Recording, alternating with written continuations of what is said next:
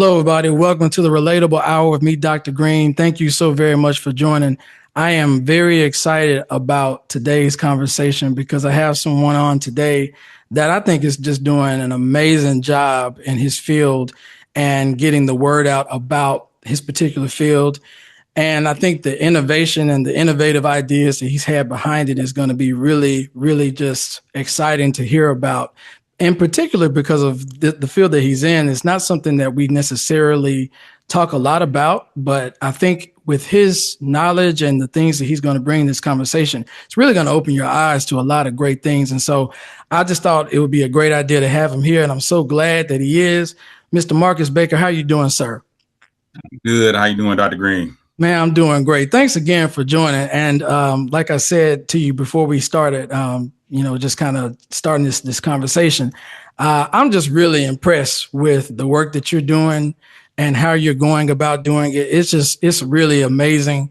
But before we get into all of that, please just tell the people a little bit about yourself and what's brought you here today. Yeah. So my name is Marcus Baker. I'm a prosthetist and orthotist. CPO is what we consider ourselves. I'm licensed in a couple of different states, but I create prosthetic devices and orthotic devices for patients. So what that entails is us evaluating patients, determining what type of devices are going to best benefit them and meet their functional goals. And then we create those devices and show them how to use them. Wow. And so with that kind of being the work that you're doing, well, let me not get ahead of myself just yet. You had to start from somewhere. So take us back to, when you, I don't know, when you were in high school, like what were your aspirations to kind of go towards as it relates to your field, going into college, all that stuff? Like, where do we start to get to where you are now? In all honesty, I would probably say it actually started in childhood. As like most kids would get their toys and they would actually play with the toys, but I would tear my toys apart and put them back together. Yeah. And I've always had a fascination with robots and automation, things like that. In high school, I decided on majoring. First, I was thinking about maybe going into the medical field. So there's some correlation there as well. But then initially, I decided to go into engineering. So I went to Mississippi State, majored in engineering initially, and found that wasn't really what I thought it was. I mean, of course, it's making stuff, but there's a certain level of interaction that I felt was missing, and it wasn't something I felt like I could be happy with as a career. Yeah. And so I started looking at different other career opportunities, and I gravitated toward physical therapy. So in the midst of my junior year, the end of my junior year, it was time for me to do an internship. And I was looking for, different physical therapy clinics to do an internship with, just so I can make sure that this was the correct career path for me. And in the midst of doing that, one day I came home from class and I just turned on the TV and a documentary about prosthetics was on. And I'm like, what is that? Like, that's really interesting. Like, that's something I feel like maybe this is what I'm supposed to be doing. A few minutes later, a friend of mine came by who was helping me on the search for my internship and was like, yeah, you figured out where you're doing your internship at? And I'm like, nah, but I think I want to do prosthetics. And she goes, well, my aunt goes to church with a guy who's got his own prosthetic clinic in Jackson. And I'm like, really? So we get on the phone, make a couple of calls. I end up going to interview and I started working like 72 hours later. So, so that's how I got into it. And in the midst of that, there's a whole lot of crazy stuff that led me to eventually starting my own company. But when I first started, it was like, oh yeah, this is it. I picked up on it so fast. It was like, oh yeah, this is easy. Like, this is like almost like it was common sense to me. Wow. And it was really weird that, within a span of a couple of weeks, I was doing stuff that, the practitioners couldn't do, or where I was real close to what they were doing, just mimicking, not really understanding the science behind what they were doing, but just having an understanding of physics and ground reaction forces and just looking at a limb. Like, of course it needs to match anatomy. Of course, like it's kind of, and it was all intuitive. So I was like, yeah, I think I might be on to something. And in the midst of that, of course, haters came and people didn't like me, and but I'm a very personable person, very humble, um, very strong religious background. So I've never been a rude person or a condescending person. It was just hate coming from people who were essentially jealous because they kind of saw my potential and thought that at some point I would, maybe jump over them in whatever Mm-hmm. they thought we were on. Yeah. But I never really was on the totem pole with them. They were looking at the wrong picture, you know. Yeah. Yeah. Well, I mean, it sounds like the way that you just described it, I mean, you fell into something that you were supposed to do. Like this was Oh yeah, something that interested you from the jump, and yeah. for you to pick up on it so fast, and so many like interesting parallels that interacted with somebody who had a relative that had the company in Jackson, and you started working there within 3 days. Like, man, What's the that's sense of that? yeah, But like that is I, crazy. I tell people that it's divine alignment. Yeah. It's things happen the way they're supposed to happen. And even with that, of course, there were ups and downs within my journey to become an owner. That some people may have strayed the path or decided to go in other directions just based on the how tough it was for me as a young black professional trying to navigate in a 99.9% white profession. Um, Mm, so, like, even when it came to going to prosthetic school, I was the only black person in my school, wow. um, and that's just a testament of what God's grace can do for you in the direction that it can point you in, and allow Hmm. me to continue to have patience and stay humble and go through all the turmoil and stay with it.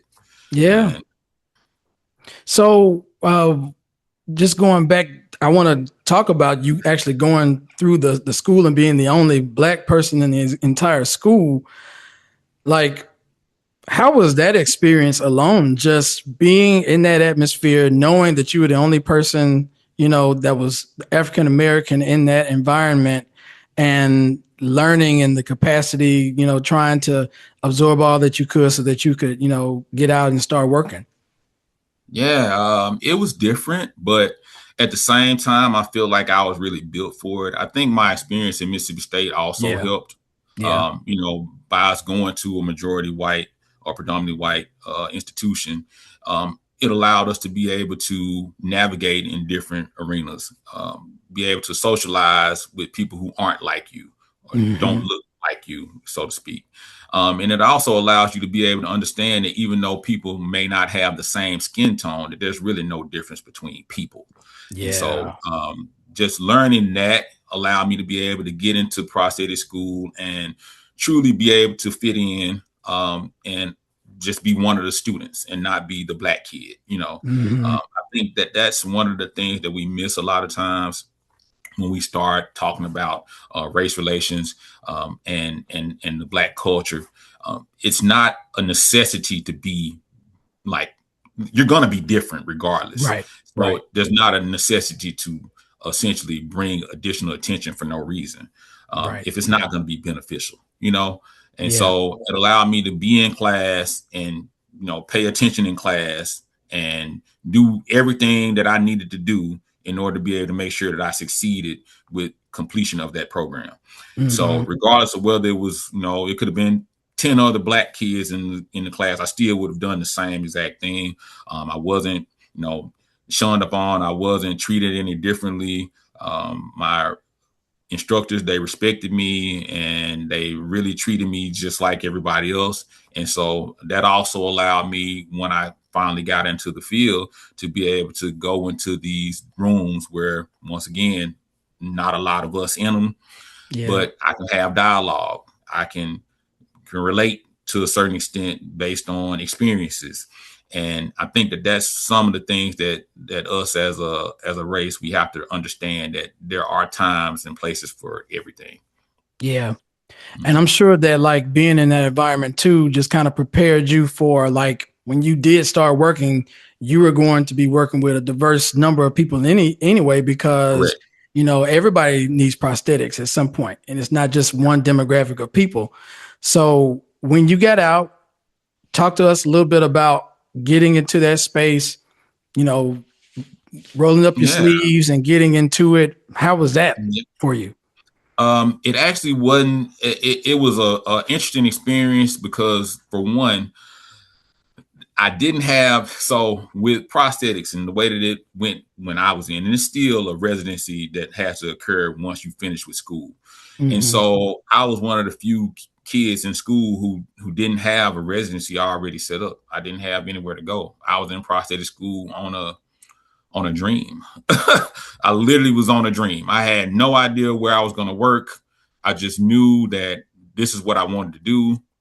And the people that I had been reaching out to were all really on like, yeah, we don't need anybody. Yeah, Mm. we can afford to have you. Yeah, we'll pay you $20,000 a year. It was like, it was really weird. And I'm like, man, I got all this experience. I was a technician for 4 years. So just to give you a backstory, technician is what I started out as. When I went in my internship, that was as a technician. And so the technicians essentially just fabricate the devices. So I would be in the back just making legs. I wasn't actually seeing Wow. people. And so I was just making legs without actually seeing people. And so in doing that, once again, it was a very eye-opening experience to help me learn about the different materials that we use, the different what we call layups that you have to use based on patients' weight and activity levels. And so that gave me a little bit more experience going into school. So my thought was, okay, once I get in school, I'm sure someone's going to want to hire me. I got all this other experience. I know how to make these legs myself and all of this. And it really wasn't as helpful as I thought, because once you get out of school, most of the organizations that may or may not have wanted to hire me, they weren't looking for people with that skill set. They only wanted people who were going to provide patient care. So even though I Mm. had that technical experience, it wasn't really lending to me being able to get opportunity with a company as a practitioner. And so once I finished with school, or right around the time I was about to finish with school, I ended up speaking with a friend who was in the way the prosthetic school at the time was set up, it was more of a degree certificate. Now it's a master's program. And so you would have to get a degree certificate in each of the two disciplines, which one is prosthetics, which is artificial limbs, and orthotics, which is bracing. So people who have strokes or paralysis of some sort, the braces that they wear, knee braces for injuries and things like that, that is called orthotics. And so while I was in prosthetic school, I met this guy in orthotic school whose dad had a prosthetic clinic in Memphis. And so I ended up interviewing with them, and that was when I got my start. So, yeah, it was a lot of other interviews with companies up north that were, once again, not trying to pay me what I Right. felt I was worth. And actually, even that company wasn't going to pay me what I was worth, but I knew that ultimately my goal was to be Right. somewhere where I could network, Yeah. where I was familiar with people in Memphis, where I knew that if I eventually were able to get to Memphis and have a job and to be able to build my resources, I would be able Mm-hmm. to start my own company at some point. And Mm-hmm. so that was what I did. I worked for Mm-hmm. that company about 2 years, super loyal to them. Did all I could, saw that there was nowhere for me to move up the corporate ladder with them, and decided that it was time for me to go. Wow. And so from that point, is that when you created your own company and That's when I kind of, created my own company. all Yep. right. So I know people definitely need to hear about this. Talk to us a little bit about the inner workings of starting your own company and leaving a job to create your own. And I'm sure, I mean, I'm aware of it, but I know that Yeah. this is a different type of company. You know, you're actually Yeah. building and offering these services to people. Talk to us a little bit about that transition from leaving that job and then creating your own. Yeah, man. It was a struggle, but I felt that it was necessary, because this is one of those semi-toxic environments where Pretty much all the work was being pushed to me because they knew I would do it. Mm. At the point that I decided that it was time for me to go, I think there were 5 other practitioners other than myself, and I was driving half of the company revenue. And then every time we would sit down for our reviews or anything, and when I start talking about moving up, possibly being a manager, it just kind of was like, oh yeah, whatever. But yeah, we need you to do this. Mm. Like, Yeah. wow, you're not even actually listening to me, but I'm Right. bringing in half of the company revenue. This isn't making any sense. I mean, you're giving me a little piece of a raise, no bonuses, no commission. I'm really just doing what I'm doing based on the fact that I really care for these patients. I was going above and beyond, staying after hours, going and driving, seeing patients at home, like going to a rehab center, something not being right, driving back to the office and driving back to the rehab center. And none of that was ever commended. None of it was ever even spoke on. And to go into an office with someone and you're, essentially trying to help them be a better company just based on what you're seeing, and they're looking at you and talking to you like you don't know what you're talking about. Wow. That's kind of crazy to me. And Yeah. so that's what was like, okay, you know what? It's time for me to go. Like, they're Yeah. clearly jealous of my skill set and they Hmm. really don't want me here. So if they don't want me here, I'm going to leave. And so Hmm. in the midst of going through all of that, I decided to start my own company on the side. And so, I don't know what was going on in my head at the time, but I was just in limbo. Like, I wasn't happy. I got wife and kids at home. I'm just like, man, what am I doing? So I'm up all night just trying to figure out what can I do? What can I do? And one night I just decided to just go to sleep. I'm like, you know what? You're up all night, every night. You're sleeping like 2, 3 hours a day. And I was doing this for like Yeah. months, and probably a year or so. And I just like, you know what? Just go to sleep. And I went to sleep. And while I was asleep, I got an epiphany. You know what? Just start your own company. I'm like, yeah, that's what I want to do anyway. How hard is it? I go Right. to internet and Google how to start your own business. And I don't know if this website even exists anymore, but it was a company called My New Company. And it was literally My New Company. And it was like, I'm like, that's weird. So I go in and I click on the link and end up starting my company. And it was maybe $200-300, and it ended up like getting my EIN and all of that. And I'm like, man, this is really easy. So now what do I do? I got Yeah. a, but how do I get patients? How do I get insurance networks? How do I do all these Yeah. other things that are necessary to actually say that I have a company? And so what I did was I ended up, at the time, the company that I was working for, they were actually having me to do a lot of stuff that was not within my job description. So they Mm. were having me to reach out to the insurance companies. They were having me to call the physician's offices and request notes. They were having me have all this dialogue with the nursing staff and all of these things that within the normal spectrum of prosthetics is not what we do. And in doing that, I was like, you know what? I know how to call the insurance company. Let me call them and see if I can get a contract. Call the insurance. Okay, do this, fill out this, send this, that, get the contract. End up getting a contract. I'm like, wow, I got my first contract. Kept doing it, you know. And then at the time, I was still working for the other company. And I was like, you know what? I don't like at this point, I ended up getting referrals based on patients who had been turned away from my company. So the Yeah. company they were coming in, they were coming to see me as a practitioner at the company, and then they would come in and maybe their deductible was too high for them to be able to afford, or maybe they didn't even have insurance at all, and so after they would leave, I would essentially just get their information and I'd call them on the side and be like, hey, look, I know you just came to Prosthetic One and I saw that you weren't able to obtain service. But what I can do is I can come and see you at home on the weekends or after hours, and you're going to get the same service because I'm the person who's going to see you anyway. And if you let me do that, as long as you don't tell the company, Hmm. I'll just keep seeing you like that and I won't charge you.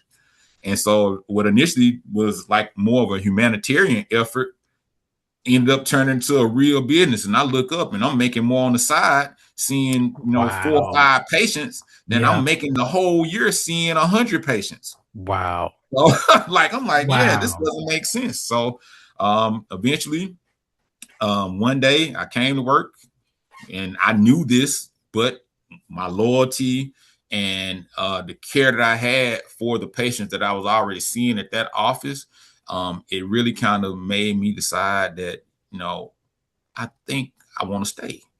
And so I kept coming, kept coming. And then one day, this one lady who she hated me. I don't really know why, but she just had, and I really feel like it was maybe a blessing in disguise that she was able to just get under my skin to the point where I decided I wanted to quit. I came in to work one day and she had done whatever I can't even remember exactly what it was at this point. It was 20 some years ago. But so she did whatever she did. And I came in, I'm like, you know what? I think this is my last day. Like I'm gonna when I finish breakfast, because it was like right before we actually opened. I'm like, when I finish breakfast, I'm going home. And everybody laughed. They thought it was a joke, you know. And so when I finished my little sandwich, I got up and started shaking hands and giving everybody hugs. And then they saw it was real. So Wow. I walked out. I just walked out Wow. and felt Yeah. like a burden had been lifted. And I'm like, man, why do I feel this good knowing that I don't have any guaranteed future right now? Like, how is that even possible? But once again, you go back to scripture, I know exactly why now. At the time, I Yeah. didn't really understand. Right. Um, Yeah. and so I just literally took a leap of faith. No guarantee of my next check, no guarantee that this was even going to work, but I felt like it was Yeah. going to work. I knew it Yeah. was going to work. It was just a matter of time. And as Yeah. long as I worked hard and did what I was supposed to do and did the right thing, I knew that eventually I would end up making it. And that's my long, short story. No, no, no. I think somebody for sure needed to hear it. So basically, God turned everything that was meant for your harm for your good. And the Yep. things that you were doing that you weren't supposed to be doing in your role equipped you so that you could do it for your own self. Yep. Everybody played their role, even this woman that pissed you Yep. off that morning. Like that I was, love it to death. yes, you know what I'm saying? That was the final push that you needed to get you out, and it was necessary. Like all those things had to happen in that time for you to do what you needed to do, what God wanted you to do. He wanted you to Yep. do that.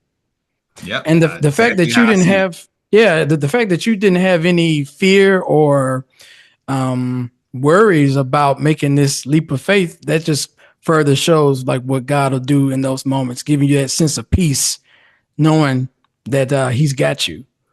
That's right. So That's right. after you left that day, I mean, what was that like? Man, I left. I I honestly was just I was like it was almost like I was in a dream almost. It was kind of weird. It was like, you know what? Okay, I quit my job. First of all, how do I go tell my wife this? like, like this, because she's gonna be like, this dude has lost his mind. And that's my thought process. But she didn't. I went home. I didn't go directly home. I went over to I had a couple of other friends who had businesses already. Right. And so I went over to one of their offices and I just chilled out with them and just told them, hey man, I just quit, man. I'm finna be on my own. I'm finna be an entrepreneur too. And and they were like, oh man, good. But at the same time, they were like, yeah, you think that was a good idea? I'm like, but you're an entrepreneur, like you're Mm-hmm. making it. So Right. I kind of didn't really think about that, but I think it was just because of the business that they were in. They were doing something with real estate, and it was like mortgage brokers. So it wasn't really a something that had longevity to it. It was something that was Right. just short lived at that time. And so that's kind of their thought process. When I'm looking at future, I'm looking at long term, I'm looking at growth, I'm looking at my ability to be able to help more people across a broader spectrum. So Yeah. my thought process, you're looking at Earth and I'm looking at the universe, Right. so it's completely different thought process. And so I went home, told my wife, and she was like, okay, good. That's it. What do you need me to do? What? Man, I married you for a reason. That's all I was. Here it is again. It happened again. Like this is how it works, you know. Right. And I'm like, this is a true strength. This is once again going back to Yeah. the book and showing what that woman is supposed to do for you. Yeah. And that's the piece that I really it resonated.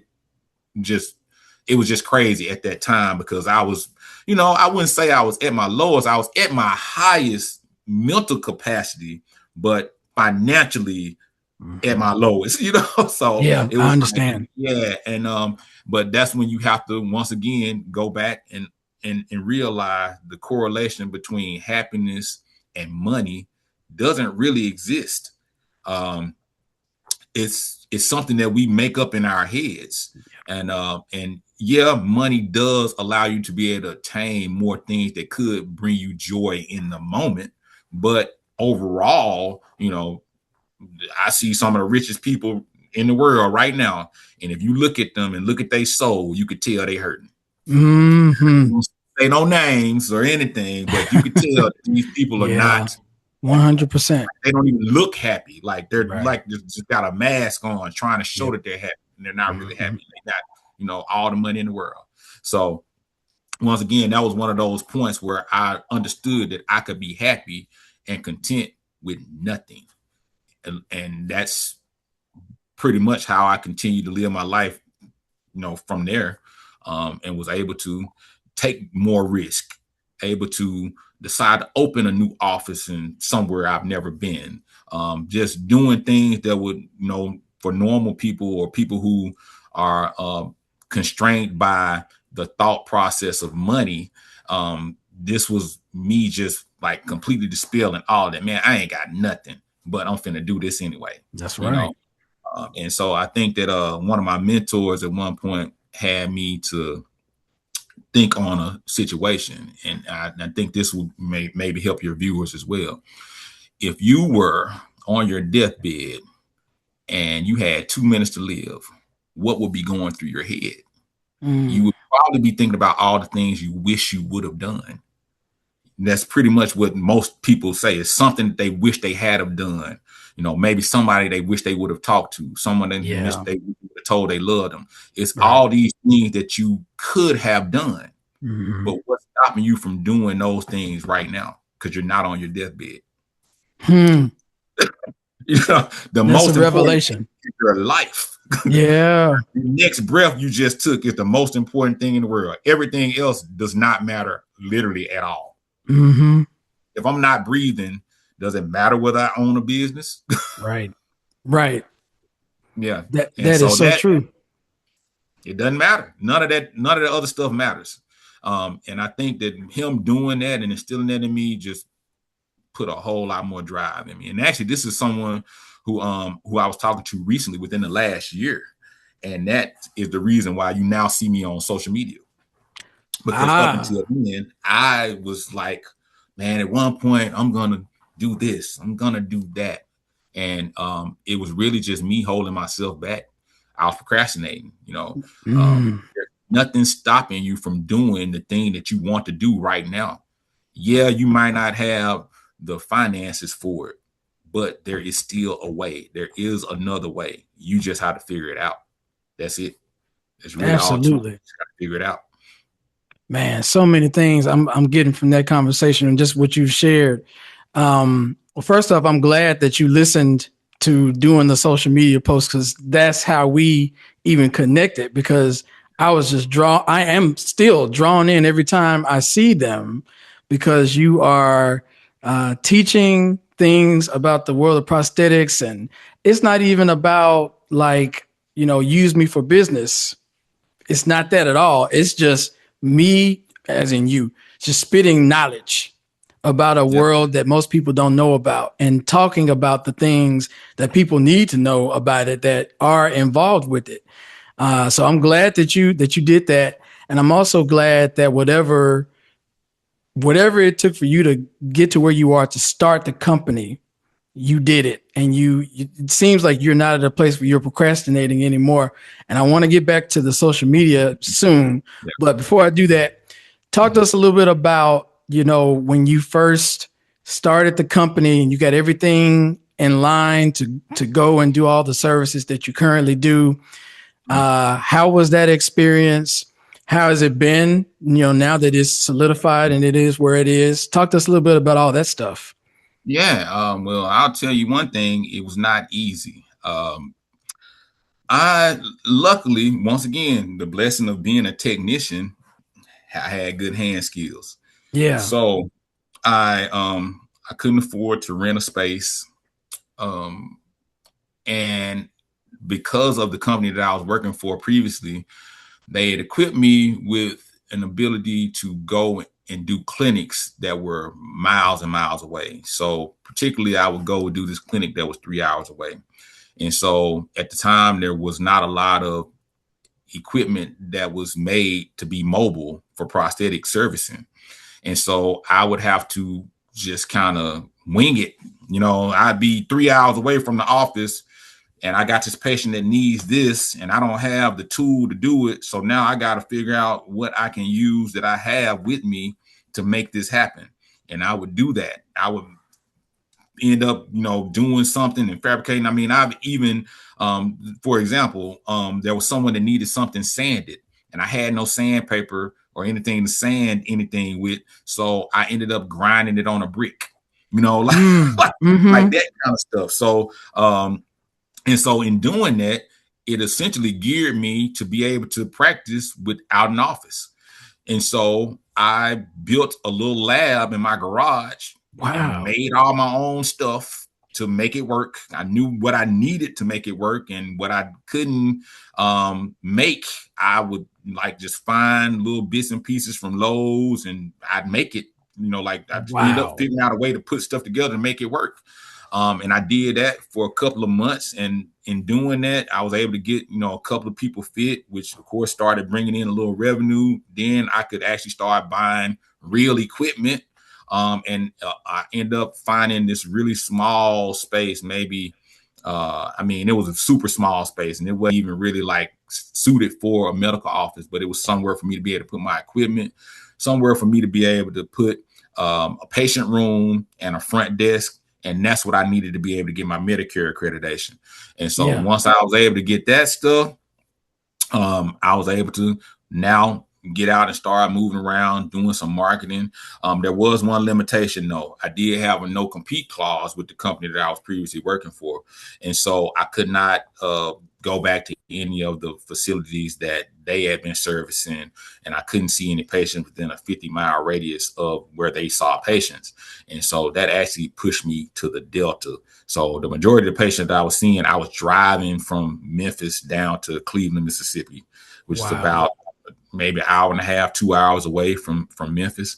And so I would go do a clinic down there for, I'd probably say I go down maybe once or twice a week and I just see patients down there. I end up meeting up with an OT who did a lot of pediatric orthotics and stuff like that. Once again, just doing anything I could to keep the business open. Even though my forte was not orthotics, it is now. Like I do it all now. Very skilled at both sets, but at the time I was not. I was proficient and I knew what I was doing, and so I did a great job. It just was not what I particularly enjoyed doing most. Right. And so you'll find that in this industry, you'll see most people prefer prosthetics over orthotics, but you do have some people that prefer orthotics over prosthetics. I think it's really with those people is more of a fear of the unknown, not really understanding the dynamics of fitting a person with a prosthesis because you can't hurt them, and that fear kind of makes them kind of steer away from it a little bit. But in doing all of that stuff, once again, it led me back to eventually the company that I left went out of business like 6 months after I quit. Wow. So I Wow. wasn't like happy. I never cheer on Of bad course. situations on people. That once again, I feel like when God talks about cursing, that's kind of going along with Hmm. that same train of thought, and not necessarily the verbal, cuss word, But anyway, that's Hmm. a whole other story. But Yeah, yeah, so I don't never prey on anyone's downfall. I never look at someone's going through a struggle, even whether they like me or not. I'm still gonna pray for them. And so they went through whatever they went through, and it actually opened up some doors for me. I was able to come back and go back to some of these rehab facilities where they knew I was going above and beyond. And just so happened I walked into Encompass, which is used to be Health South at the time. And the therapist there remembered me, and they're like, "Oh, where have you been? Like, we need you to sign a contract." Like, I didn't even ask them for that. I was really just coming to visit. But my reputation preceded me, and the work that I had done showed, and so it paid off. Fast forward a year later.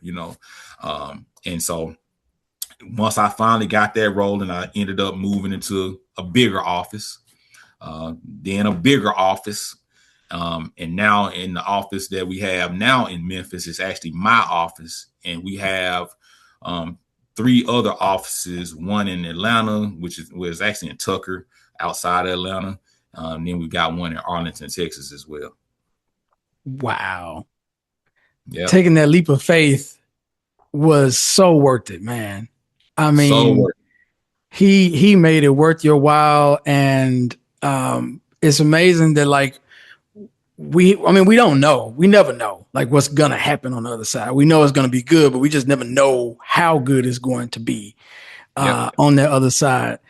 So how did that feel when like you saw the the blessings that came from the decisions that you made and the leap of faith you took? Man, I'll say for a long time, I had an ambition, like the things that had happened to me created so much ambition. It was almost like an insatiable urge to continue to grow and to have things. Yeah. Yeah. And that kind of Yeah.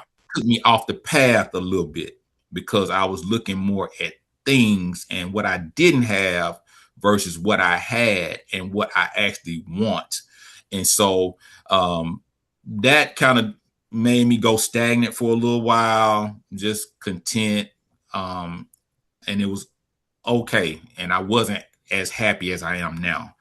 But that was once again me trying to fulfill a feeling that I probably would never fulfill. I don't Right. ever feel like I can stop growing. Like there's like I got this urge in me to continue to expand and grow, but I wasn't doing it, which was keeping the urge there.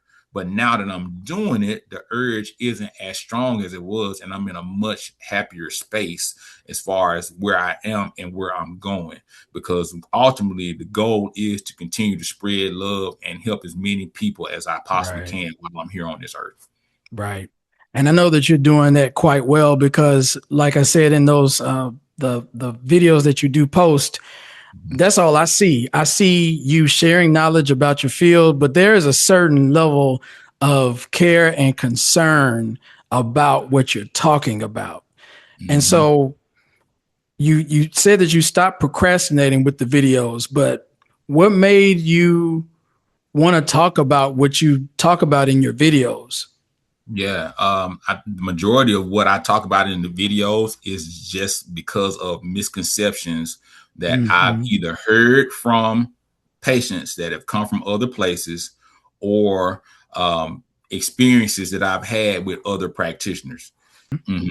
And so when I started doing my marketing, I realized that, oh, well, what I found was that most of the patients that were coming from other places were very uneducated as far as their prosthetic was concerned, whether it Mm-hmm. be how to clean their prosthesis. Like, that's like, come on, that's 101. You got to be able to clean this thing, or else you're going to get some other type of infection. You're going to get, it's going to stink. It's going to be a whole lot of things that's going to basically hold you back from being able to truly be able to fully utilize your prosthetic device, or utilize it in the best capacity possible. But those type of things, educating them on, there are things like sock ply, like knowing how many socks to put on, how to put the liner on correctly, how to walk correctly, like teaching them about insurance. Like people come and they don't have a clue about anything. They just know that someone came in and gave them a leg.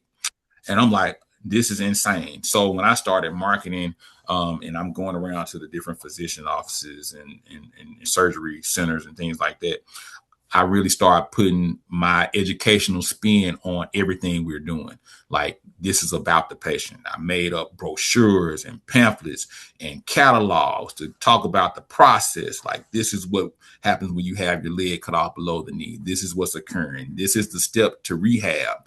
This is what you're going to have to put on when you finish. You're going to have to put the shrinker thing on. And this process is going to take approximately this long. Just really just being very informational so that people can start making informed decisions versus just just taking whatever someone's giving them. Let them know they have a choice to choose whatever provider they want to choose, regardless of who the physician or surgeon sends them to.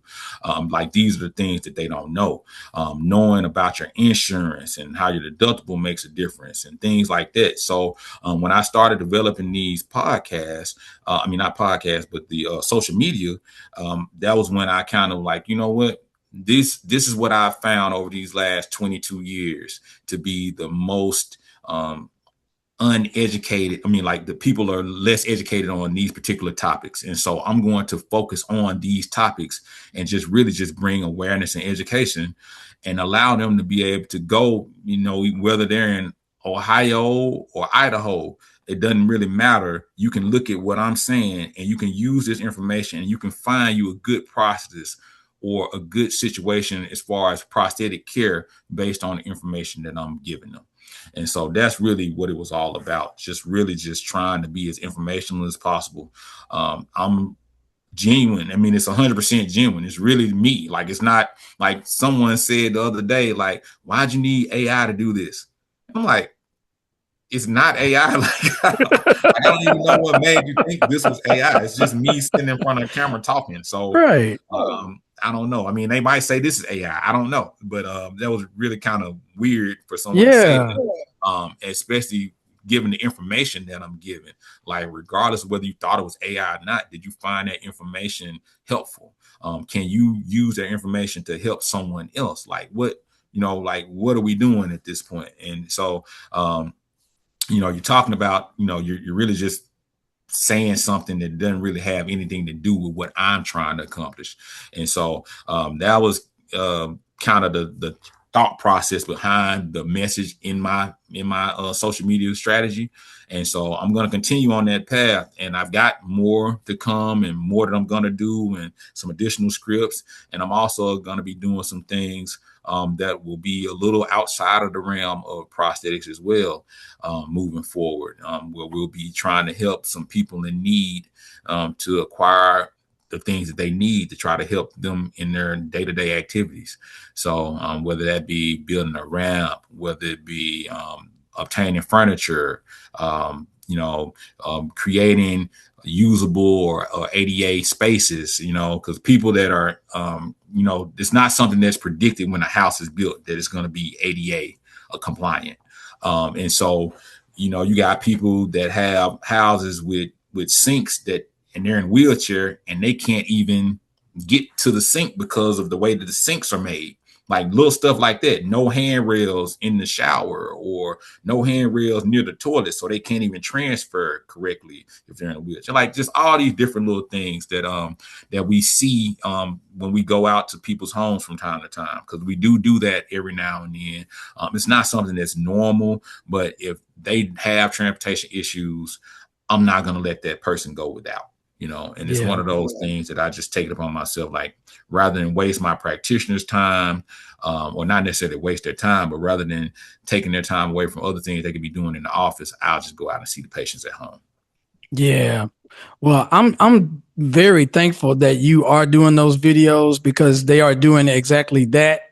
I guess we'll take the AI thing as a compliment, because I guess what they were trying to say was that, it's so good and informative, impactful, maybe, that you didn't need to use. I don't know. I don't know that part. That why you use it. I don't get that part. I was like, AI. Where did he get AI from? It's clearly not AI. It's clearly you talking genuinely about your field and giving people some knowledge that you have learned. It's great. Like I said, I'm not in that world and I don't, know a lot about it, but just to hear you talk about it, I think it's great stuff. Kind of walk us through like a day in your life. Like, what's a day in your life as you're in it with this? Yeah. Yes. So by me having multiple offices, my primary or my home base office is actually Memphis. And so I come into the office. I have two residents who are essentially students who've completed school that are now in training to become certified. And so I have them here. I'm training them in my particular teaching. So I'm giving them the real world experience while still trying to incorporate a lot of the didactic material as well. Of course, they probably know more about the book than I do because they just got out of school. I went to school 25 years ago. So it's just like, so I do take it upon them, even though I still remember a lot of the book stuff, because you apply it, and Right. so I'm just showing them my techniques and showing them how to apply what they've learned in school in the real world, because that's really where it really matters. Like writing it on a piece of paper is one thing, but actually having to do this and put this on a person is a Right. whole nother animal. And so by them being here and being able to experience me being a practitioner and being able to start to get their own feel of being a practitioner themselves, then I feel like they'll be definitely a very important component of the growth of this field. And so they're not my first residents. I've had, I think, seven, yeah, 7 or 8 residents prior to them. So over the last 20 years, I've put 7 or 8 other practitioners out into the field through my residency program. And they're all doing really well, which is good to say. That is awesome. And it's like you are like continuing where you started and you have a different role with it now. I Yep. know that's a really cool feeling. Mhm. So if you had to give people advice in just your expertise and just your knowledge, I know that you've mentioned insurance and other things Yeah. that kind of take place in this whole purview in the prosthetics world. If you had just some things that you would tell people that they really need to be cognizant of or aware of, what would some of those things be? Yeah, I would definitely make sure that they understand more about their insurance.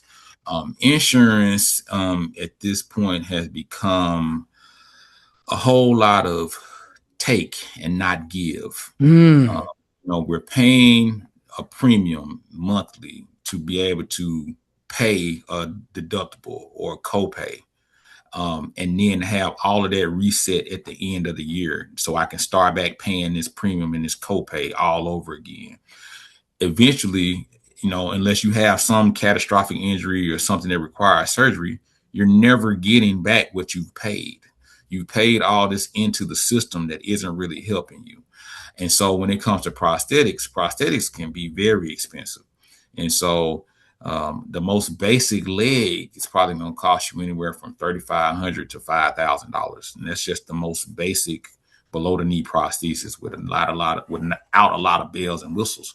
And so if you got a $2,500 deductible, then that means you have to pay that $2,500 up front.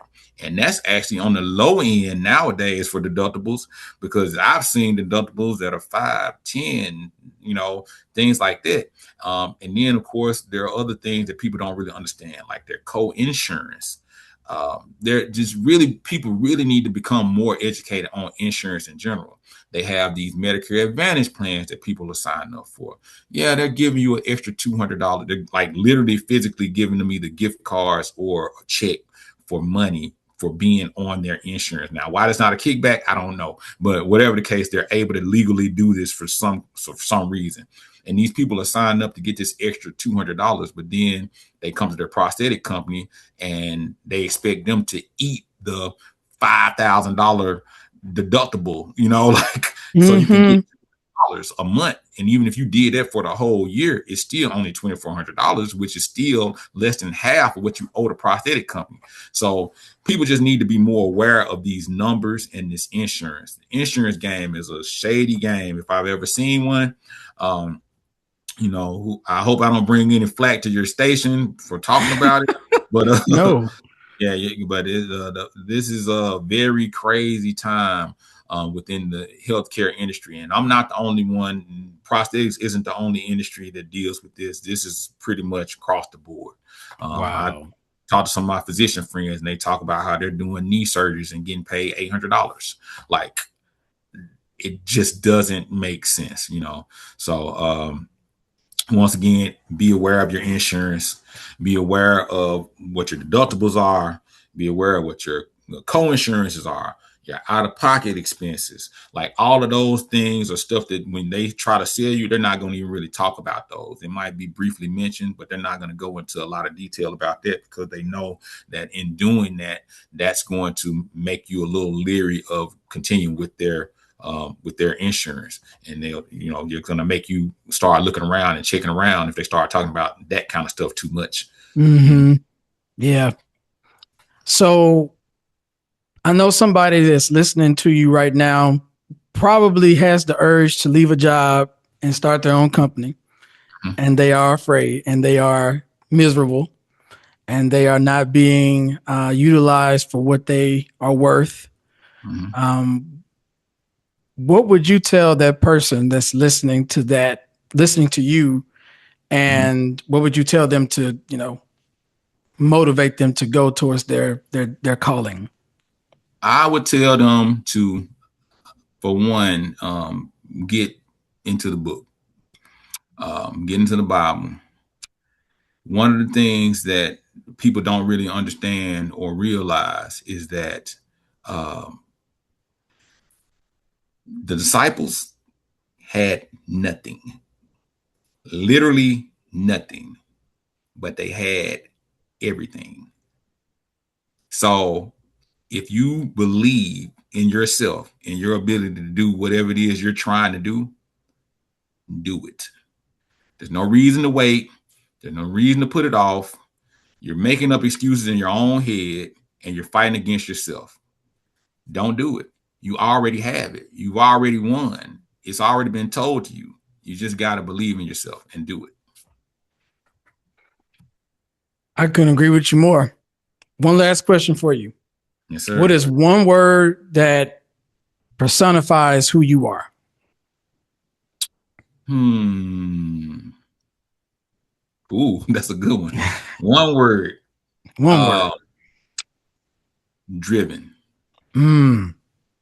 Um, just like most people, we have something behind us that's pushing us, that's motivating us to continue to live and do whatever it is that we're doing. And I think that I'm extremely driven to make sure that my family does not go back to poverty, because I've never even talked about that. I come from a single mother household. I have one sibling who is my sister. When I was younger, I bounced around from house to house, living with my grandmother, my aunts. I actually even went and lived with my dad for a little while, just in the midst of a lot of turmoil. And so throughout all of that adversity, I knew that eventually I wanted to make sure I could help to stabilize my family to some capacity. And so I've always been driven to do that and do whatever it takes to get to that point. And so I can say that I'm still driven and still moving in the right direction. And I'm not really where I want to be quite yet, but I am still on that right path. So I'll get there. Yeah, and the best is yet to come. I know The it. best is to come. Yes, Yeah, I'm just sir. starting, man. I'm really new to the social media game. So people will start seeing a lot more of me. And I look forward to it. And this was a perfect opportunity for you to possibly introduce me to the world. So I don't know. We'll see how it Well, goes. I was led to do it because your content is amazing. I could see the care and concern, like I said, behind what you do. So I'm just glad that you were, up to being on and sharing more about yourself. Thank you so very much, Mr. Marcus Baker, for coming on and sharing your knowledge with my people. I know a lot of people need to hear your story and just where you are right now. So I know it's going to definitely inspire somebody else to do the very same thing, which is always my hope and inspiration for people to do that. So if people want to get in touch with your company, how could they reach you? What's the website that they can visit? Oh yeah, so it's prosthetic1.com. So it's prosthetic the number one.com. You can also reach me on the socials at prosthetic one, prosthetic one Texas, or prosthetic one TX, prosthetic one TN, which is my Tennessee location. And of course, like I said, all the other socials is just prosthetic one. Okay, and I'll make sure that that information is on the YouTube link below, so that we'll take care of that. But before we actually, I guess I got one more question before we leave. What's something that you're grateful for today? Ah man, I'm grateful for my family. Uh, Grateful for use of my extremities. I'm grateful for the breath I just took. So I can't be more grateful and humble because I understand that none of what we do is actually conscious. Like 99.9% of us living is all unconscious. Like Right, you can't breathe without your unconscious. And so right. I'm just blessed to be here, man. In all honesty, I'm just here for the ride. Yeah, yeah, yeah. I can say I'm really grateful that like even when we don't know what's happening in our lives, like that's kind of where I am right now. I don't know what's going on, but God knows it, and I'm happy about that. That's what Like matters. That's that's what all that matters. matters, right? Like He That's knows. it. So That's it, I'm, man. We can never know. You know, yeah, it's not meant for us to know. Um what would be the benefit of living and you know everything? Like right. that doesn't really help you. Like it No, doesn't it help doesn't. anything. It doesn't improve your feelings. Nope. And so yeah, you're right, man. Just be grateful in the moment. You know, Yeah, that's all that matters. that's Yep. exactly where I am. Hmm. So everyone that's watching, make sure that you are following me on YouTube. Subscribe to the page. Check out my website. All the other things you can watch this episode and other episodes on YouTube as well on my YouTube channel. Check that out, and be looking for another episode coming out soon. I have another amazing show, another amazing guest. I hope you all have a great rest of the day and have a great evening.